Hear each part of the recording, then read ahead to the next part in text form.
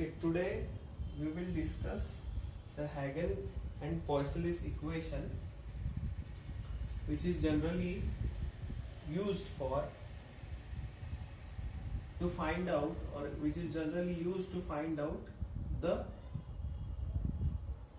head loss in the pipe of length L. Let us consider the length of the pipe is L.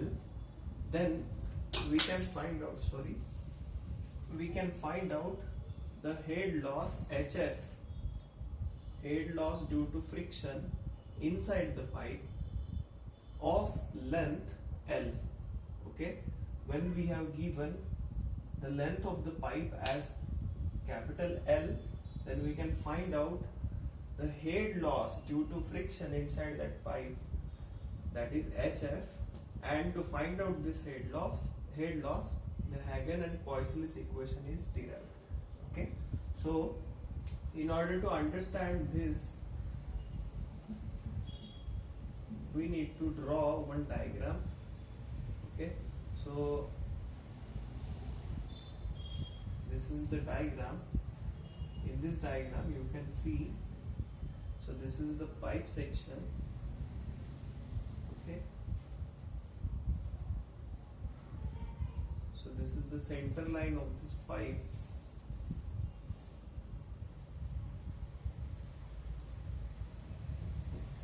Okay, then from this point we will draw two sections. So this section 1 and this is another section 2. Okay, so from this point the distance of section 1 is x1. Okay, and from the same initial point the distance of the section 2 is x2. Okay, so this is our x1 and x2. Now from the section 1, or the distance in between these sections 1 and 2 is, let us consider L. Okay, so this is the length of pipe in which we want to find out HF. HF is nothing but head loss due to friction. Okay, I will tell you what is this head loss due to friction. So watch this complete video and you will understand how many types of head losses are there, then what is this head loss. Okay, so in previous lecture I have already told, so there are head losses of various types. For example, head loss due to sudden expansion, or head loss due to sudden contraction, or head loss due to entrance, or head loss due to exit of the pipe. Okay, so these are all types of head losses that we will discuss one by one. So this is one kind of head loss, which is because of the internal resistance of this pipe section. Okay, whatever the surface this pipe will have internally, and that surface will cause some resistance to the flow, or there will be some loss of velocity or loss of speed. Okay, and that loss of speed that we can find out with the help of this HF. Okay, so this is head loss due to friction. I will tell you what is this head loss, okay, in the end of the video. So before that, let us consider. Okay, so this is one of the segments, or one small portion of this complete pipe. Okay, we have taken this small portion of, let us consider the thickness of this portion is dx. Okay, and inside this small section the pressure loss is, let us consider a small pressure loss is there, and that pressure loss is dP. Okay, we will consider this. Okay, and upon integration we can find out how much is the pressure loss in this complete pipe of length L. Okay, जैसे जैसे हम आगे बढ़ते जाएंगे तो हमें क्या करना पड़ेगा, पहले हमने ये एक स्ट्रिप लिया है, कंसीडर करो, या पाइप का एक section, small section we have taken. Okay, and across this length of pipe L, okay, जितना भी ये लेंथ है पाइप का, उसमें हमने क्या किया, ऐसे स्मॉल सेक्शंस में, ये जो पाइप है L लेंथ का, उसको हम स्मॉल सेक्शंस में डिवाइड करेंगे. ओके, स्मॉल सेगमेंट्स में डिवाइड करेंगे. एक सेगमेंट हम कंसिडर कर रहे हैं, एक सेक्शन जो है पाइप का वो कंसिडर कर रहे हैं, उसका थिकनेस है dx and pressure loss inside this pipe section is dp. Okay, that are the two terms. और जब हमें ये कंप्लीट पाइप का अक्रॉस दिस लेंथ जितना कुछ भी HF है वो हमें जब फाइंड आउट करना है, तब हमें क्या करना पड़ेगा, ये पूरे जो dp है या dx है उसका पूरा हमें इंटीग्रेशन लेना पड़ेगा. Integration is nothing but summation of all such small sections, okay, और all such small segments of और across this length of pipe L. Okay, that we will study. Okay, now how to find out this HF from these two quantities or from these two entities, that is dp and dx. Okay, so for that we will have to consider अभी ये जो है pressure loss across this length. Okay, so this much is the pressure loss across length dx. अभी ये जो segment है या फिर ये जो सेक्शन है पाइप का, जो एक छोटा सेक्शन हमने लिया है, उसका जो लेंथ है dx है. ओके, ये dx लेंथ में कितना प्रेशर लॉस हो रहा है, अगर से ये आपको फाइंड आउट करना है, dp डिवाइडेड बाय dx. ये निगेटिव साइन क्यों लिया है, because the pressure is decreasing. Okay, so that's why we have taken this negative sign. अभी ये जो है, ये फाइंड आउट करने के लिए आपको इक्वेशन दिया हुआ है, that is 8 times average velocity into dynamic viscosity of the fluid flowing through this pipe, okay, or divided by r square, where r is the radius of this pipe. Okay, so this much is nothing but our r. Okay, complete is the diameter of the pipe. Okay, we have taken the radius. Now this is the direction of flow. पानी या फिर कौन सा भी एक आधा oil होगा industry में, जो कुछ भी फ्लूइड्स यूज करते हैं, कभी कभी एयर भी यूज होगा, ठीक है, तो उसका direction of flow is like this. Okay, the fluid is flowing from this side to this side. Okay, from my left side to right side. Okay, so this is our initial equation. Okay, ये जो है equation, ये आपको pressure loss है across this pipe section dx, which the thickness of this pipe section is dx, और वो हमें ये फॉर्मूले से फाइंड आउट होगा. ठीक है, so this is 8 times the average velocity. अभी एवरेज वेलोसिटी क्यों बोला है, तो उसके लिए आपको पहले HF फाइंड आउट करना पड़ेगा. HF फाइंड आउट होने के बाद आपको जब इसका वेलोसिटी कैसा रहेगा ये पाइप सेक्शन में, वो जब हमें फाइंड आउट होगा उसके बाद ही आपको ये एवरेज वेलोसिटी क्यों लिया है वो समझ में आएगा. ठीक है, सो ये एवरेज वेलोसिटी मतलब क्या है, पहले एक आइडिया हिंट दे देता हूं कि स्टार्टिंग में क्या है. तो ये जो पाइप सेक्शन के जो पेरीफेरी सरफेस है या फिर एक्सटर्नल इंटरनली दिस, ये जो अंदर का जो सरफेस होगा पाइप का, ठीक है, वो सरफेस स्मूथ रहेगा या फिर रफ रहेगा वो हमें नहीं पता. ठीक है, जब हमें स्टार्टिंग में हम जब पाइप ले रहे हैं तब वो स्मूथ होगा 100% श्योर है. बट जब इसके अंदर से, जब पाइप के अंदर से जब फ्लूइड पास हो रहा है, उसके बाद में क्या होगा कि ये जो पाइप का जो मटेरियल है उसमें कुछ भी वियर एंड टियर हो सकता है because of the pressure of the pipe. Okay, sorry, pressure of the flow और pressure of the fluid flowing through this pipe. Okay, या फिर कभी कभी क्या होता है कि लिक्विड के अंदर थोड़े से माइन्यूट पार्टिकल्स रहते हैं. वाटर अगर से आप कंसिडर कर रहे हैं तो डर्ट हो सकता है, स्टोन्स रह सकते हैं, सैंड पार्टिकल्स रह सकते हैं. So because of that what happens, so the internal surface of the pipe becomes little bit रफर. ओके, और आपको पता है जब एक आधे रफ सरफेस पे हम पानी डाल रहे हैं या फिर एक आधा प्लेन सरफेस है उसके ऊपर हम पानी डाल रहे हैं, तो प्लेन सरफेस पे आप जो पानी डाल रहे हैं वो ज्यादा फ्लो होगा, उसका वेलोसिटी, फ्लो का जो वेलोसिटी है वो ज्यादा होगा। कहाँ पे? जो स्मूथ सरफेस है वहां पे, ठीक है। रफ सरफेस के ऊपर वेलोसिटी जो होगा पानी का वो कम होगा, ठीक है, क्योंकि बिकॉज उसके ऊपर थोड़ा सा अप्स एंड डाउन्स है, उसकी वजह से क्या होगा कि पानी ठीक से नहीं फ्लो हो पाएगा, ठीक है। सो बिकॉज ऑफ दैट जो इंटरनल जो पेरीफेरी है वहां पे velocity of flow becomes less, okay. और जब जैसे जैसे हम सेंटर लाइन पे आएंगे वैसे वैसे उसका वेलोसिटी जो है बढ़ते जाएगा, ठीक है। उसका भी एक इक्वेशन मैं आपको बोल देता हूँ, और वेलोसिटी प्रोफाइल कैसा है वो भी बोल देता हूँ, but before that we will have to consider this, okay. Now average velocity क्यों लिया है? क्योंकि पेरीफेरी पे वेलोसिटी कम है, सेंटर पे वेलोसिटी ज्यादा होगा। अगेन जैसे जैसे आप डाउन साइड के डाउन लेयर पे आएंगे वैसे वैसे वेलोसिटी जो है कम होते जाएगा, उस वजह से यहाँ पे हमें एवरेज वेलोसिटी लेना पड़ेगा, ठीक है। उसके बाद ये डायनामिक विस्कोसिटी है, ओके, और उसके बाद हमने रेडियस जो है उसका स्क्वायर लिया है। So this is the equation, from this equation we will have to derive how much is the HF, okay. So now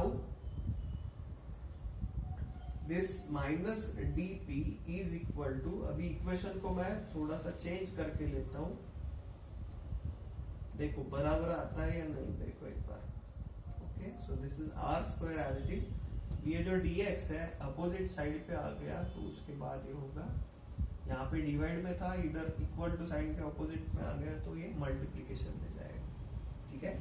सो ये हो गया हमारा इक्वेशन। अभी ये जो इक्वेशन है ये सिर्फ ये स्मॉल सेगमेंट के लिए, ये जो छोटा पोर्शन है उसके लिए हमने ये इक्वेशन लिखा है, ठीक है। जब हमें ये कंप्लीट लेंथ L लेंथ के लिए लेना है तो हमें क्या करना पड़ेगा, इसका इंटीग्रेशन लेना पड़ेगा, okay. So upon integrating, now this is our equation 1, this is our equation 2, let's consider, okay. Now to find out pressure loss in the complete pipe or in total pipe, we will have to integrate equation number our 2. So this equation has to be integrated, okay. So अभी ये जो equation मैं यहाँ पे लिख लेता हूँ, so this is minus dp integration of dp, बाद में integration of 8 into average velocity into mu divided by r square into dx, आ गया। सिर्फ मैंने यहाँ से ये इक्वेशन लिया है और इंटीग्रेशन साइन डाल दिया है, ठीक है। अभी देखो, अभी अपर और लोअर लिमिट्स हमें लिखना है इंटीग्रेशन में, ठीक है। तो अपर लिमिट क्या रहेगा, प्रेशर 1, सॉरी सेक्शन 1 जो है उसके ऊपर प्रेशर है, let us consider this pressure is P1, okay. और जो सेक्शन 2 है, ठीक है, ये पानी जब सेक्शन 1 पे है तब प्रेशर है P1, और यही पानी जब सेक्शन 2 पे जाएगा तब प्रेशर क्या होगा, तो let us consider that will be the pressure P2, okay. So at this section 2 the value of pressure is, let's consider it is P2, okay. So ये P2 ऊपर आ गया है, P1 नीचे ले लिया हमने, ठीक है। सेक्शन 1 to 2 में हमें इंटीग्रेशन लेना है, बिकॉज सेक्शन 1 to 2 के बीच का जो पाइप है उसका लेंथ L है, और हम क्या फाइंड आउट कर रहे हैं, तो head loss in the pipe of length L, okay. Because of that we will have to take this much, okay. Now here also we will have to take now the upper and lower limit. अभी इसमें देखो ये क्या है, 8 constant term है, average velocity भी constant रहेगा, mu भी कांस्टेंट है पानी के लिए, और radius of pipe again it is remaining constant, okay.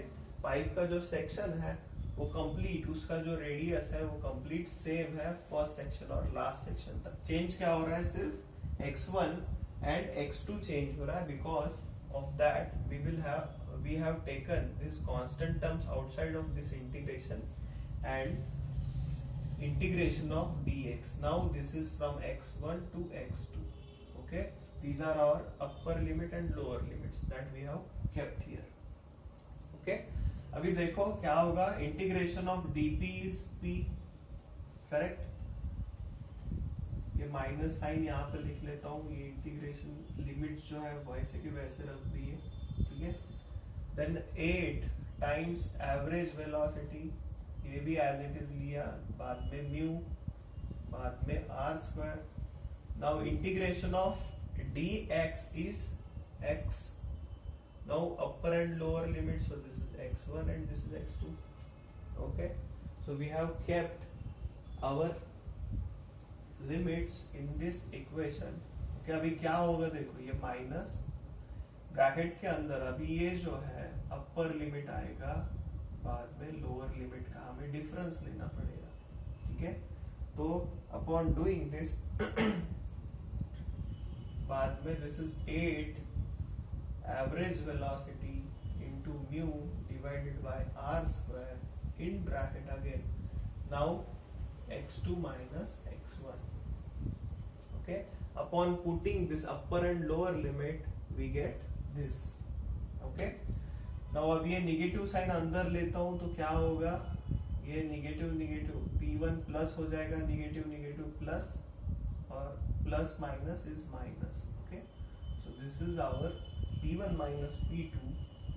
Then this is 8 times average velocity of the flow into mu divided by r square in bracket x2 minus x1. Okay, so ये हमारा simplified equation आ गया। अभी यहाँ पे देखो p1 minus p2 है, उसका मतलब क्या है, ये p1 यहाँ पे से लेके यहाँ तक 1 और 2 सेक्शन के बीच में जो प्रेशर लॉस हो रहा है वो है हमारा P1 minus P2, उसको हम लेंगे del P, okay, which is equal to 8 times average velocity into mu divided by r square. Okay, और अभी x1 minus x2 या फिर x2 minus x1, देखो x2 कहाँ से, यहाँ से initial point up to section number 2. Okay, so this much length is x2 and from initial point up to point 1 is our x1. Okay, so x2 से हम अगर x1 माइनस करते हैं तो ये जो पार्ट बचने वाला है ये रहेगा, ठीक है, उसका लेंथ है capital L. Okay, so we have kept this L आ गया। x2 बड़ा पार्ट है, इनिशियल सेम पोजीशन, ये पॉइंट से लेके 2 सेक्शन तक, और उसमें से हम x1 माइनस करेंगे तो बीच में का जो पार्ट है 1 and 2 सेक्शन के बीच में का वो पार्ट आता है, उसका लेंथ है L. So that's why this L comes here. Okay, ये होने के बाद अभी ये जो del P है उसके लिए हमें एक इक्वेशन देखना पड़ेगा। देखो प्रेशर, ये जो है चेंज इन प्रेशर है 1 और 2 सेक्शन के बीच में जो चेंज इन प्रेशर है वो उसका जो वैल्यू है वो है यहाँ पे, और using this del P we can find out HF। अभी एक ऐसे फाइंड आउट करना है, देखो, ठीक है। So we know that H is equal to P is equal to pressure intensity, P is equal to rho into G into H. Okay, where rho is density, G is acceleration due to gravity and H is nothing but pressure head. Pressure head मतलब क्या होता है अगर से समझो एक tank है, over एक टैंक है, उसके अंदर हमने पानी भर के रखा है, तो ये जो हाइट है, so this height is nothing but pressure head. मतलब ये टैंक के अंदर जो पानी हमने रखा है वो पानी ये टैंक का जो सरफेस है उसके ऊपर कितना प्रेशर एक्सर्ट कर रहा है, तो वो होगा और प्रेशर इंटेंसिटी P, और P चेंज होते जाएगा। जो प्रेशर पानी अगर से इतना है, हाइट इतना ज्यादा है तो प्रेशर P है, ठीक है। हाइट अगर से कम कम कम होते गया तो क्या होगा, प्रेशर भी कम हो जाएगा। ठीक है, as I have already told you, जैसे जैसे हम समुद्र के अंदर डीप जाते हैं वैसे वैसे क्या होता है, तो अपने जो बॉडी है, बॉडी के ऊपर जो प्रेशर आता है, वाटर जो प्रेशर एक्सर्ट करता है उसका अमाउंट बढ़ते जाएगा। ठीक है, और जैसे जैसे हम पानी की सरफेस की तरफ आ रहे हैं, जैसे जैसे ऊपर आ रहे हैं वैसे वैसे वो प्रेशर जो है कम कम होते जाएगा। ठीक है, so this pressure head, as this pressure head increases, pressure increases. Okay, now देखो अभी यहाँ पे क्या है, ये हमने डेल पी लिया, okay, which is equal to rho g into del h. Okay, ये स्मॉल अमाउंट का या फिर प्रेशर डिफरेंस लिया है हमने, तो ये भी हमें प्रेशर डिफरेंस की तरफ यूज करना पड़ेगा, H1 माइनस H2। ओके, या फिर एक मिनट में आपको ठीक से बोल देता हूँ। So this is our pressure head. Okay, so using this pressure head we can find out, so this is our pressure intensity, rho g and h is nothing but the pressure head. Okay, now P1 minus P2 अगर से हमने लिया, del P की जगह पे मैंने क्या किया, P1 minus P2 लिया, तो ये आ गया रो g into H1 minus H2 आ गया। अभी ये जो है P1 वो सेक्शन 1 पे अप्लाई होने वाला प्रेशर है, ये P2 जो है ये सेक्शन 2 पे अप्लाई होने वाला प्रेशर है। ठीक है, वैसे ही हम कंसिडर करेंगे H1 is nothing but pressure head at the first section and H2 is pressure head at second section. Okay, so this is our del P, okay, and this is rho G, और ये जो होगा, ये जो difference है, let us consider that difference is del H and this del H is defined as HF. Okay, del h को हम HF भी लिख सकते हैं, बिकॉज प्रेशर सेक्शन 1 पे जितना भी हेड लॉस हो रहा है और सेक्शन 2 पे जितना भी हेड लॉस हो रहा है, वो दोनों का अगर से हमने डिफरेंस लिया तो वो है हमारा head loss due to friction in the pipe of length L। Okay, जितना भी पाइप के अंदर से पानी फ्लो हो रहा है, ये पानी ये पाइप के सरफेस पे जब उसके ऊपर से गुजर जाएगा तो क्या होगा, वो एक फ्रिक्शन तैयार करेगा, और बिकॉज ऑफ दैट फ्रिक्शन ये जो प्रेशर हेड है वो चेंज होगा। ठीक है, प्रेशर हेड चेंज हो गया कि प्रेशर चेंज होगा। ठीक है, so this is del h is nothing but our HF, okay, and this is del P. Now I can write, instead of this del P, I can write this much term over here. Okay, so this is rho G HF. Okay, so this is the value of del P. Okay, del P की जगह पे मैंने सिर्फ ये रखा है, is equal to 8 V average into mu into L divided by R square आ गया। तो ये है हमारा इक्वेशन, और उसको अगर से और सिंप्लीफाइड फॉर्म में अगर से ये रो जी इधर लेता हूं मैं, तो क्या आएगा, 8 times V average into mu L divided by rho g R square आ गया। तो ये है हमारा head loss due to friction in the pipe of length L. Okay, इसमें अभी 8 जो है वो कांस्टेंट टर्म है, एवरेज वेलोसिटी आपको फाइंड आउट करना पड़ेगा, वो कितना है वो इधर डालना पड़ेगा। बाद में म्यू जो है वाटर का वो आपको फाइंड आउट करना पड़ेगा। Length of the pipe is given in the problem, it will be given in the problem. Rho g के वैल्यूज कांस्टेंट है, और रेडियस जो है पाइप का रेडियस या फिर डायमीटर, दोनों जगह पे से एक कौन सा भी एक दिए वाला होगा, तो वो आपको यहाँ पे डालना है। उसकी ये सब वैल्यूज यहाँ पे डालने के बाद आप HF फाइंड आउट कर सकते हैं। ठीक है, अभी इंस्टेड ऑफ सपोज आपको ये जो रेडियस दिया है उसकी अलावा अगर से आपको डायमीटर के फॉर्म में ये इक्वेशन लिखना है, तो क्या लिखना पड़ेगा, देखो R is equal to D/2, यहाँ पे पता है radius is 2 times of diameter, diameter is 2 times of radius, okay, or radius is half of the diameter, okay. So using this equation हमारे यहाँ पे क्या दिया है, r स्क्वायर दिया है, so r square is equal to ये दोनों साइड पे आपको स्क्वायर करना पड़ेगा, d का स्क्वायर आ गया d स्क्वायर और 2 का स्क्वायर आ गया 4, okay. Now I can put this value of r square as d square by 4 in this equation. This is our equation. Let's consider 3. Okay. अगर से इक्वेशन में हम r square का वैल्यू d square by 4 रखते हैं तो क्या आएगा? So this will be, यहाँ पे लिखता हूँ मैं. Okay. So HF is equal to 8 mu L V average divided by rho g, okay. Now अभी r square की जगह पे d square divided by 4 की जगह पे मैं क्या करता हूँ, इसको डायरेक्ट मल्टीप्लीकेशन में लेता हूँ यहाँ पे, ठीक है. Now we can write 8 4s are 32, okay, into mu L V average, okay, divided by rho g d square. Okay, so this is our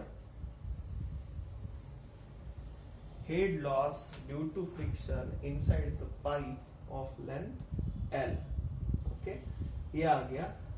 और अगर से आप हैगन-पॉइसनलिस इक्वेशन ले रहे हैं तो वो जो इक्वेशन है वो है parabolic equation. Okay, so that's why अगर से आपको कभी ये इक्वेशन फॉलो करने के लिए या फिर ये डायग्राम आपको अगर से कभी दिखा, सो this is at this point, so this is the velocity profile for Hagen-Poiseuille's equation. Okay, so at the top end and at the bottom end velocity of flow will be very minimum.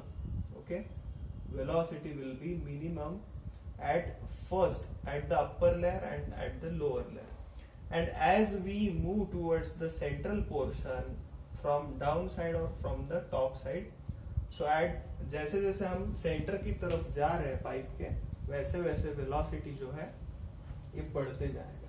ठीक है, so this is a parabolic curve because the Hagen Poiseuille equation, अगर से उसका basic equation आप देखते हैं तो वो एक पैराबोलिक इक्वेशन है. वो उसके हिसाब से अगर से पैराबोलिक इक्वेशन में हम वैल्यूज डाल देते हैं तो ऐसा कर्व आपको मिल जाएगा.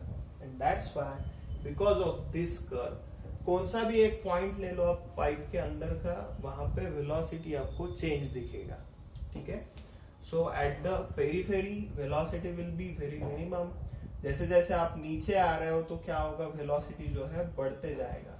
ठीक है, और सेंटर की जो पॉइंट होगा वहां पे velocity of flow will be maximum. Okay, और जैसे जैसे डाउन साइड पे जाएगा वैसे वैसे वेलोसिटी भी कम कम होते जाएगा. Okay, so velocity of flow inside pipe, it does not remain constant. That's why we have taken average velocity here. Okay, so this is our Huygens-Poiseuille's equation, and using this equation we can find out the head loss due to friction inside the pipe of length L. Okay, so thank you very much for watching this video. If you have any doubts, let me know into the comment box, and don't forget to read the description below this video. Okay, thank you very much for watching this video.